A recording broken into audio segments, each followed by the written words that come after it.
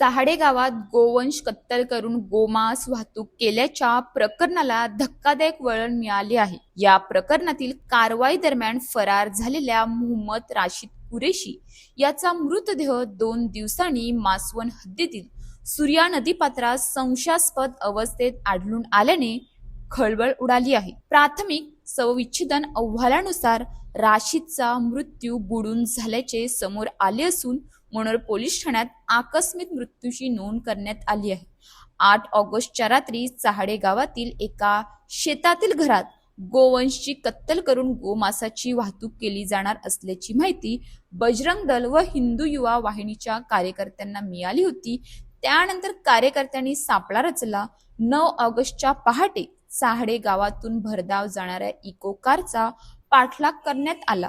दैसर फाटा परिसरात कार सोडून त्यातील संशयितांनी अंधाराचा फायदा घेत पलायन केले। त्याच वेळी एका संशयिताला पकडण्यात आले। दरम्यान दुसऱ्या दुचाकीवरून पसार होणाऱ्या दोघांनी गोवाडे घाट परिसरात दुचाकी सोडून जंगलाच्या दिशेने धाव घेतली। पोलिसांना माहिती दिल्यानंतर घटनास्थळी दाखल झालेल्या पथकाने इको कारची तपासणी केली असता सुमारे 200 किलो गोमांस आढळून आले। पोलिसांनी सहाडे येथील शेतातील घराची पाहणी केली असता गोवंशाचे अवशेष आढळले।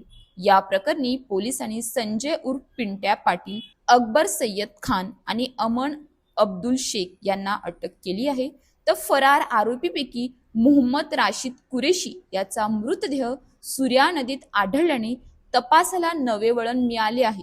राशिदच्या नातेवाईकांनी त्याच्या मृत्यूबाबत संशय व्यक्त करून सखोल चौकशीची मागणी केली आहे। कारवाई दरम्यान संशयितांना मारहाण झाल्याचे कथित व्हिडिओ सोशल मीडियावर व्हायरल झाले आहेत। त्यामुळे राशिदला मारहाण झाली होती का, तो नदीपात्रात कसा पोहोचला आणि त्याचा मृत्यू नेमका कोणत्या परिस्थितीत झाला यावर प्रश्न उपस्थित होत आहेत। मात्र व्हायरल व्हिडिओच्या सत्यता आणि त्याचा राशिदच्या मृत्यूशी संबंध तपासातूनच स्पष्ट होणार आहे।